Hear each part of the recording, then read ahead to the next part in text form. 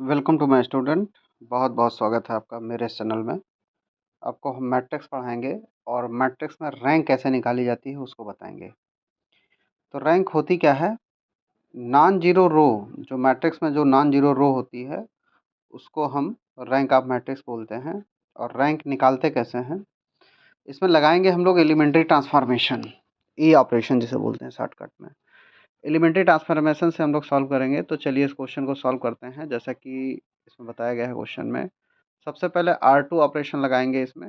R2 जो रो है, R2 minus 4R1, इस कोने में दिख रहा है 4।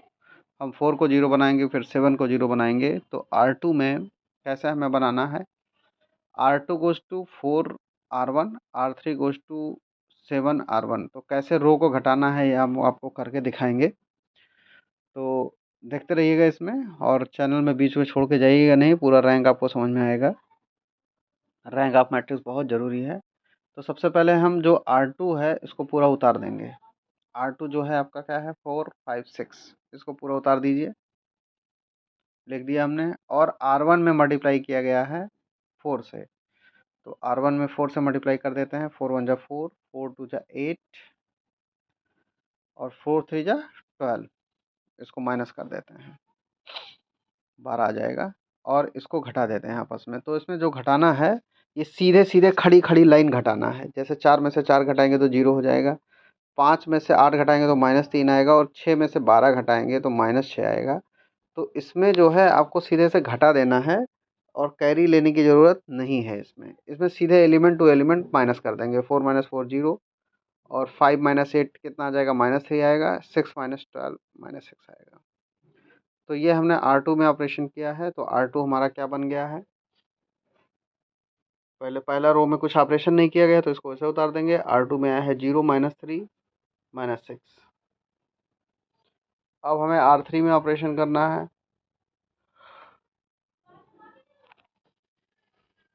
R3 में ऑपरेशन करेंगे। 7 8 9 लिखा है तो इसको ऊपर लिख देंगे और फिर 7 से मल्टीप्लाई कर देंगे। चलिए देखिए कैसे करते हैं। तो सबसे पहले R3 माइनस 7R1 है, तो 7 8 9 को ऐसे उतार दीजिए थर्ड रो को, और मल्टीप्लाई कर देना है फर्स्ट रो में 7 से। 7 3 जा 21, 7 2 जा 42। तो चलिए माइनस कर देते हैं इसको। तो इसमें खड़ी खड़ी लाइन घटाएंगे और कैरी लेने की ज़रूरत नहीं है। तो खड़ी खड़ी लाइन ऐसे सीधे घटा देंगे। 9 में से 12 घटेगा, 9 में से 21 घटेगा, -12 होना चाहिए। यहाँ पर 12 लिख गया गलती से, -12 कर लीजिएगा। और 8 में से 14 घटेगा, -6 आएगा।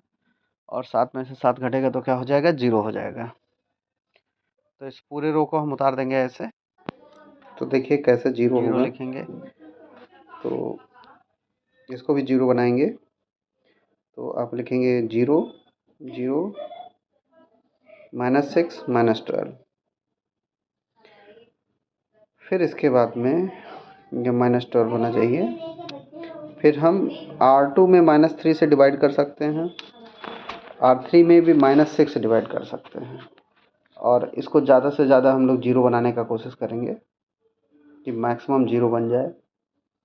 तो R1 में कोई ऑपरेशन नहीं करना है।